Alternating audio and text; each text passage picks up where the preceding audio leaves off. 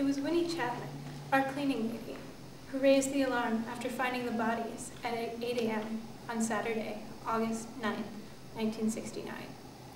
The chain of events leading to the phone call was set in motion by Sandy Tennant, Bill's wife.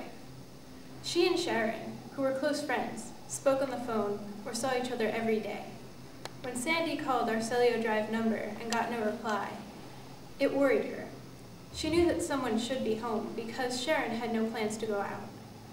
Having heard reports of a fire in the hills north of Los Angeles, she was afraid that something might have happened. Reporters and photographers were milling around a couple of 100 yards from the house. The police had set up a roadblock and cordoned off the drive. The press had been alerted by their routine monitoring of police shortwave transmissions. All they knew was that there had been a multiple murder in one of the houses on Celio Drive. His call came through just as I was leaving the house for my rendezvous with Victor Loans. I recognized his voice at once and asked how he was. Bad. His voice sounded remote, muffled. That was odd because the transatlantic connection was usually so good it made callers sound as though they were right next door. He said, "There's been a disaster at the house." I thought he might be referring to some domestic crisis of his own. His marriage was under a certain amount of strain at the time.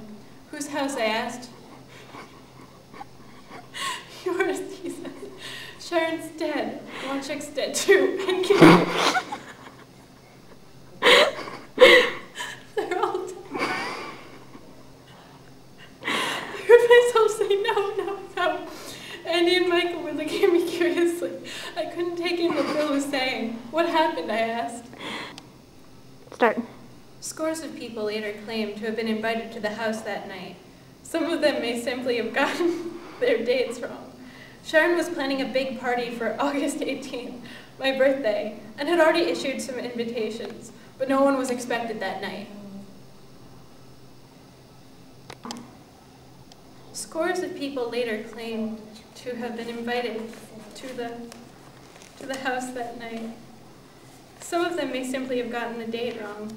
Sharon was planning a big party for August 18th, my birthday, and had already issued some invitations, but no one had been expected that night. Tommy Thompson, a Life reporter with whom I'd been friendly when he was heading Life's London bureau, got in touch with me at this stage. He said he wanted to set the record straight with me.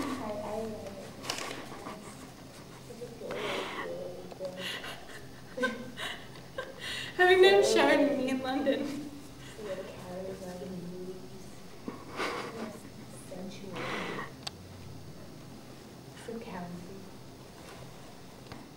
Tommy Thompson, a Life reporter with whom I'd been friendly when he was heading Life's London bureau, got in touch with me at this stage. He said he wanted to set the record straight because, having known Sharon and me in London, he realized how false and malicious great stories were. Tommy Thompson, a Life reporter with whom I'd been friendly when he was heading Life's London bureau, got in touch with me at this stage. He wanted to set the record straight. Having known Sharon and me in London, he realized how false and malicious the current stories were. The piece in Life was accurate enough in its way, but didn't put an end to the more scurrilous press allegations.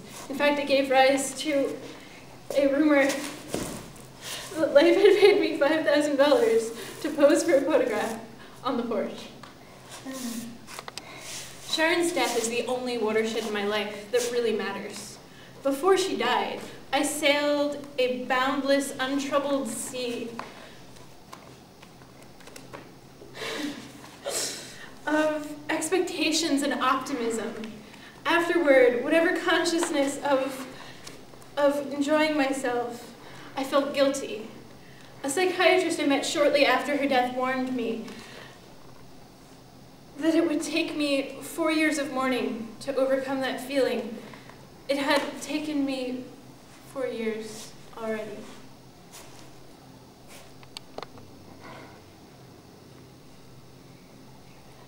There have been other consequences too.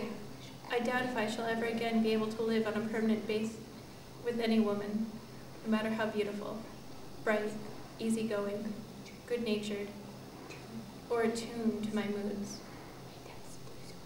My attempts to do so have always failed. Not least because I start drawing comparisons with Sharon. Little things like packing a suitcase or getting my hair cut, or dialing the 213 code for California, or 396 code for Rome. But I invariably steal my thoughts back to Sharon. Even after so many years, I find myself unable to watch a spectacular sunset, or visit a lovely old house, or experience visual pleasure of any kind without instinctively telling myself how she would have loved it all. In these ways, I shall remain faithful to her until the day I die.